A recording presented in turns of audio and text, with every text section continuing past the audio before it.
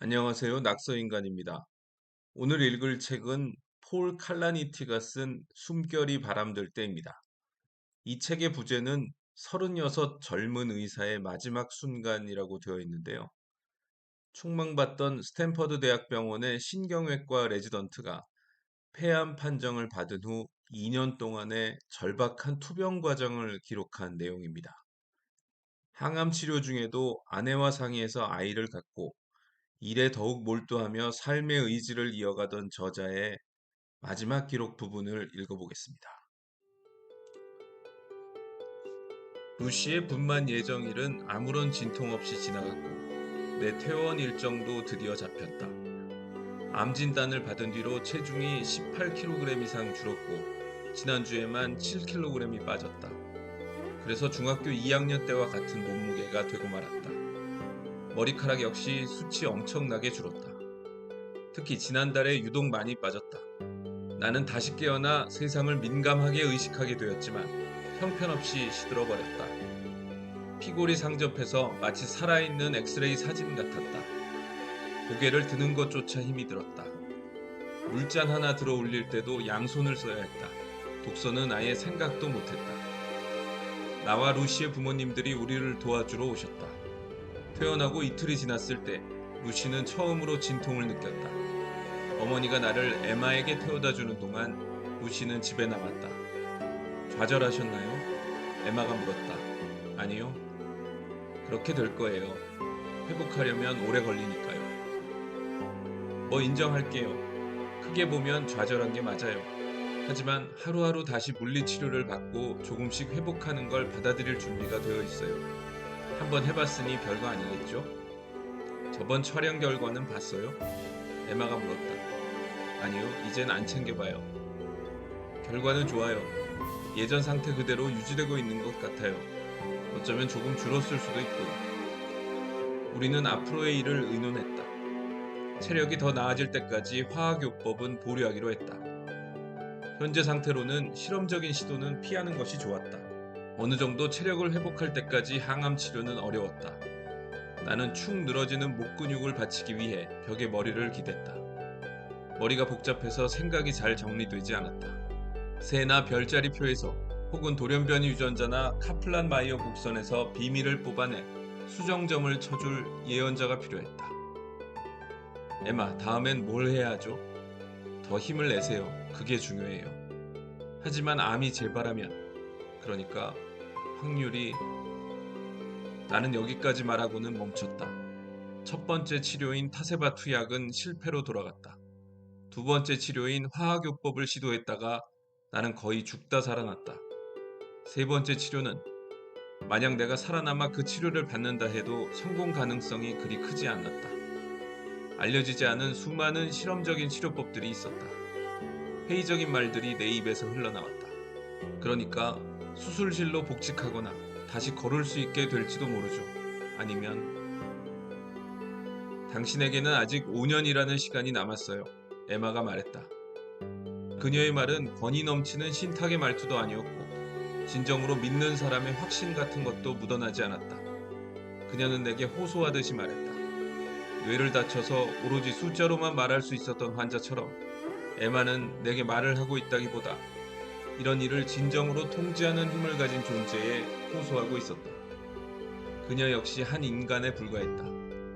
그녀와 나는 근엄한 분위기에서 의사와 환자의 관계로 있을 때도 있었지만 지금 이 순간에는 평범한 두 사람에 지나지 않았다. 심연에 직면하여 한없이 위축된 한 사람과 그를 바라보는 또 한 사람. 결국 의사도 희망이 필요한 존재였다. 에마에게 진료를 받고 집으로 돌아가는 중에 장모님에게서 전화가 왔다. 루시가 진통 중이라 병원에 가고 있다는 것이었다. 나는 곧장 병원으로 돌아갔고 아버지는 내 휠체어를 밀어주었다. 나는 추워서 떨릴까봐 해골 같은 내 몸을 고운 팩과 담요로 감싸고 분만실의 간이 침대에 누워 있었다.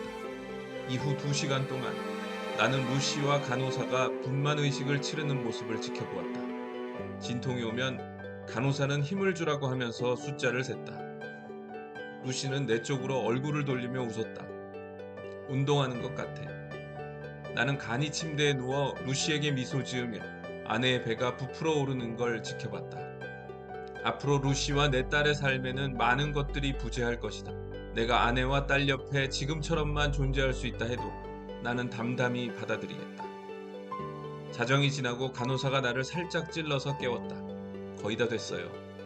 그녀가 이렇게 속삭이고는 이불을 치운 뒤 나를 부축하여 루시 옆에 의자에 앉혔다. 내 또래처럼 보이는 산부인과 전문의가 이미 분만실에 들어와 있었다. 간호사는 아이의 머리가 밖으로 나오자 나를 보며 말했다. 먼저 한 가지 말씀드리자면 따님은 선생님과 머리 색깔이 같네요. 숱도 많고요. 나는 고개를 끄덕이며 분만의 마지막 단계를 치르고 있는 루시의 손을 잡았다. 그리고 루시가 마지막으로 힘을 한번 주자 7월 4일 새벽 2시 11분에 우리 아기가 세상에 나왔다. 이름은 엘리자베스 아카디아, 줄여서 KD였다. 우리는 몇 달 전에 이름을 미리 지어놓았다. 아버님, 따님을 한번 안아보시겠어요? 간호사가 내게 물었다. 글쎄요, 내 몸이 너무 차가워서 이가 딱딱 부딪히는 소리가 났다. 그래도 안아보고 싶어요. 그들은 내 딸을 이불로 감싸서 내게 건네주었다.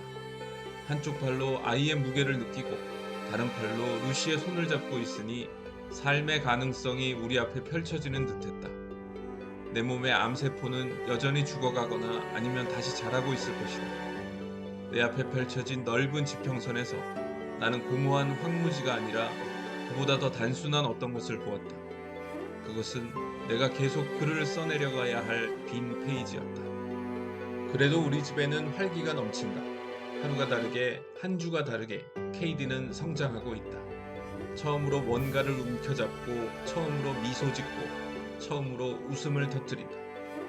KD를 담당하는 소아과 의사는 정기적으로 차트에 딸아이의 성장을 기록하고 시간 경과에 따라 챙겨야 하는 사항들을 확인한다. KD의 주위에는 새로운 기운이 환하게 빛난다. KD가 내 무릎에 앉아 형편없는 내 노래 솜씨에도 좋아하면서 미소를 지을 때면 온 집안이 환해지는 기분이다. 시간은 이제 나에게 양날의 검과도 같다. 지난번 병세가 악화되어 심하게 축난 몸 상태는 점점 나아지고 있지만 얼마 지나지 않아 다시 암이 재발하게 될 테고 그러다 결국 죽음에 이를 것이다. 죽음은 예상보다 느리게 올지도 모르지만 원하는 것보다는 분명 빠르게 닥쳐올 것이다. 이런 자각에 대해 두 가지 반응이 있을 수 있다. 가장 명백한 반응은 정신없이 움직이려는 충동일 것이다. 즉 여행도 하고 근사한 식사도 하고 여태껏 접어둔 많은 소망을 성취하면서 삶을 만끽하는 것이다. 하지만 암은 무자비하게도 시간뿐만 아니라 기력까지 빼앗아버려 하루에 할 수 있는 일의 양이 크게 줄었다. 마치 경주하다가 지친 토끼가 된 것 같은 기분이다. 설사 기력이 있더라도 나는 거북이의 방식이 더 마음에 든다. 뚜벅뚜벅 앞으로 나아가고 깊이 명상하는 방식 말이다. 물론 그냥 어떻게든 버티는 날들도 있다. 빠르게 움직이는 사람의 시간이 팽창한다면 잘 움직이지 않는 사람의 시간은 수축될까? 분명 그렇다. 내가 보내는 하루는 엄청나게 짧아졌다. 오늘과 내일을 거의 구분할 수 없게 되자 시간이 정지된 것처럼 느껴지기 시작했다. 영화에서 우리는 시간이라는 단어를 서로 다른 방식으로 사용한다. 지금 시각은 2시 45분이다 라고 말할 수도 있고 나는 힘든 시간을 보내고 있다 라고 말할 수도 있다. 요즘에는 전자보다는 후자처럼 느껴진다. 나는 무기력해졌고 더 너그러워진 것 같다.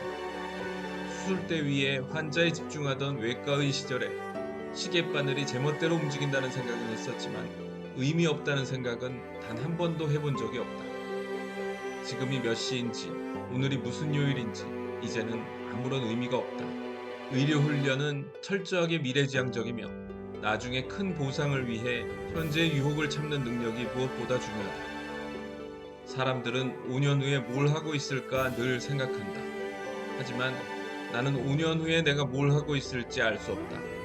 죽을 수도 있고 그렇지 않을 수도 있다. 건강할 수도 있다. 글을 쓰고 있을지도 모른다.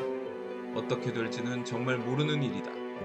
그러니 점심 식사 이후의 미래를 생각하는 건 시간 낭비다. 동사의 시제 역시 뒤죽박죽이 됐다. 나는 신경외과 의사이다. 나는 신경외과 의사였다. 나는 이전에 신경외과 의사였고 앞으로 다시 의사가 될 것이다. 이 중에 대체 어떤 것이 맞을까? 그레이엄 그린은 인생은 첫 20년까지이고 나머지 시간은 그 20년을 회고하며 보내는 법이라고 했다. 그렇다면 나는 지금 어느 시제에 살고 있는가? 현재 시제를 넘어 과거 완료 시제에 들어섰나? 미래 시제는 공허해 보이고 다른 사람들이 입에 올리면 귀에 거슬린다. 몇 달 전 졸업 15주년 스탠퍼드 동문 모임에 나갔다. 분홍빛 해가 지평선 아래로 질 때 나는 대학교 안뜰에 서서 위스키를 마셨다. 동창들이 자리를 뜨면서 25주년 모임에서 또 보자 라고 말했을 때 글쎄 아마 힘들지 않을까? 라고 답하는 건 무례한 짓 같았다. 모든 사람이 유한성에 굴복한다. 이런 과거 완료 상태에 도달한 건 나뿐만이 아니리라. 대부분의 야망은 성취되거나 버려졌다. 그 어느 쪽이든 그 야망은 과거의 것이다. 미래는 이제 인생의 목표를 향해 놓인 사다리가 아니라 끊임없이 지속되는 현재가 되어버렸다. 돈, 지위, 전도서의 설교자가 설명한 그 모든 허영이 시시해 보인다. 바람을 쫓는 것과 같으니 말이다. 하지만 절대 미래를 빼앗기지 않을 한 가지가 있다.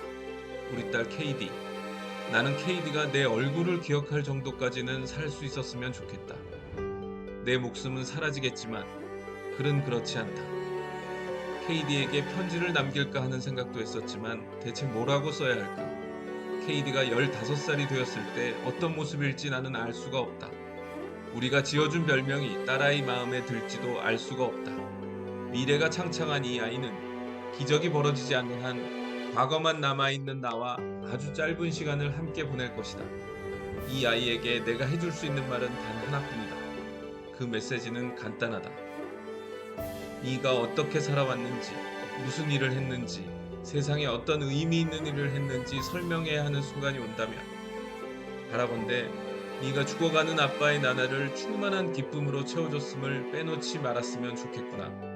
아빠가 평생 느껴보지 못한 기쁨이었고 그로 인해 아빠는 이제 더 많은 것을 바라지 않고 만족하며 편히 쉴 수 있게 되었단다.